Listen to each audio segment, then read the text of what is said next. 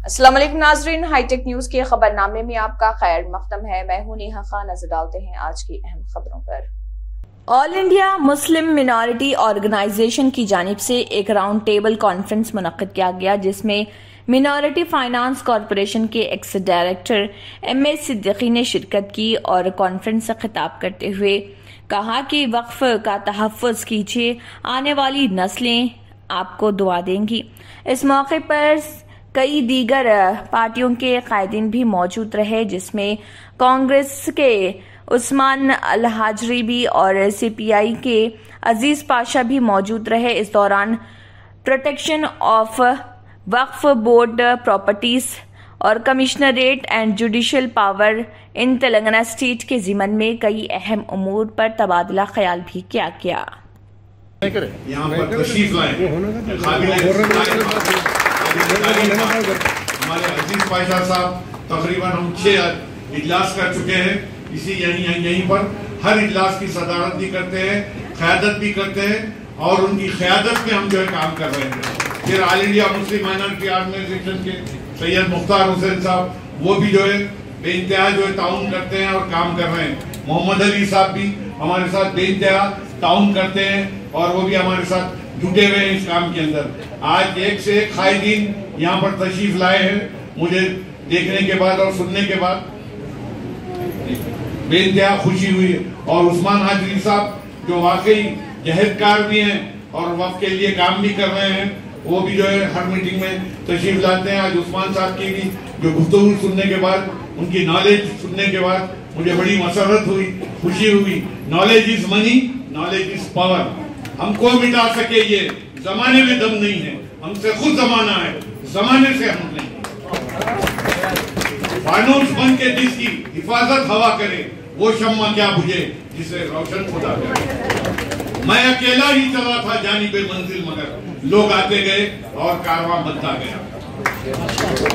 जमीन सलाम करे, आसमान सलाम करे, करो तो कुछ ऐसे काम कि जमाना सलाम करे। तो मैंने भी एक तहरीक चलाई थी गरीब लोगों के लिए, गरीब औरतों के लिए जमीन दिलाने की। वो मेरी तहरीक कामयाब रही।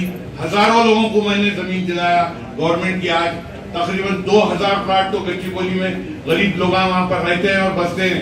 वो मेरे नाम से बस्ती का भी नाम रखे हैं। सिद्दीक नगर का मैं जो आपके फाउंडर हूँ और सिद्दीक नगर को मैं बसाया हूँ। आज 2000 लोग, मुझे फखर से बोलना पड़ता है कभी कभी कि भाई करोड़पति बन गए। जिसको मैं प्लाट दिलाया सब कभी करोड़पति बन गए हैं। तो खैर अल्लाह ताला जिससे काम लेना है ले लेता है, हमारी क्या औकात है। खुदा मेहरबान तो गधा पहलवान, ऐसी बात नहीं थी।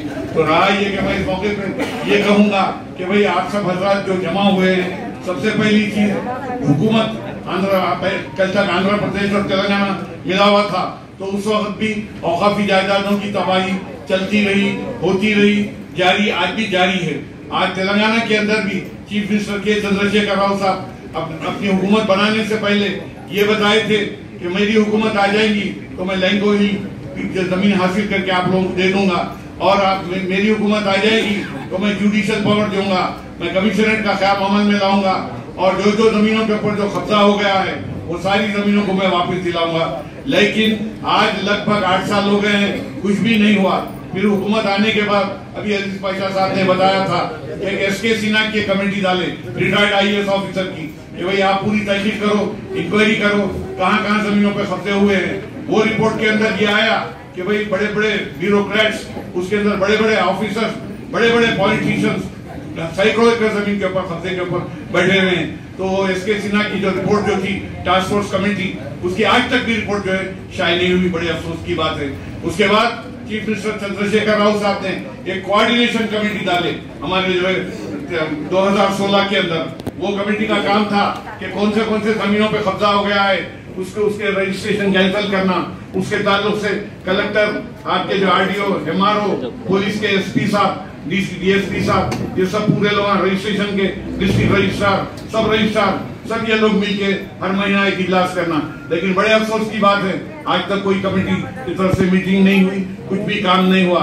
फिर जबकि उन्होंने वायदा किया था कि मेरी हुकूमत आएगी तो मैं सारे आपको जितने वायदे कर रहा हूँ वो सब दे दूंगा।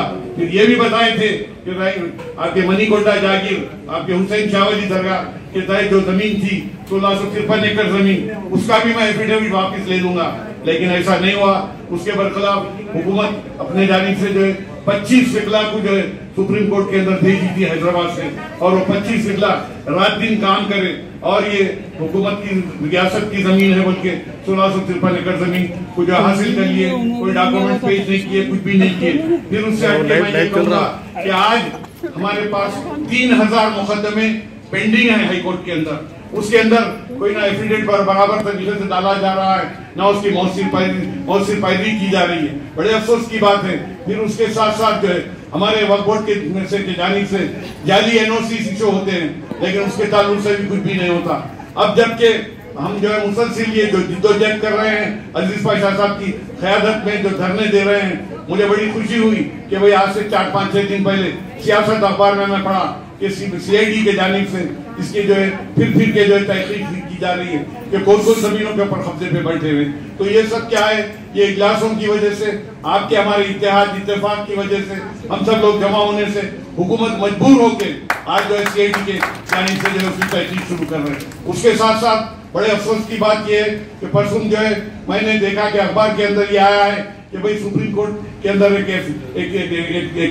केस डाला गया था, कहां पर? राजस्थान के अंसानी हाई कोर्ट के अंदर, कि भाई ये वक्फ की जायदादों के ऊपर जो काबिजीन हैं उनको जो है ये दिया जाए, और वो कोर्ट के जानिब से उसे जो है दे दिया गया है कि भाई आपके हुकूक को हम कायम करते हैं। तो आज कोई पुरसाने हाल नहीं है आज मुसलमानों का। फिर उससे हटके आज आप देख रहे हैं, अभी उस्मान साहब ने बताया कि भाई 12% रिजर्वेशन भी अगर मुसलमानों को मिल जाता, तो जैसे कि सच्चर कमेटी, रंगनाथ मिश्रा कमेटी, यहाँ पर मिश्रा साहब की भी एक कमेटी डाली गई, उसमें बताया गया कि मुसलमान बेनहायत ही पसमानदा हैं, बहुत ही खित्ते गुर्बत की जिंदगी गुजार रहे हैं, बहुत खस्ता हाल है।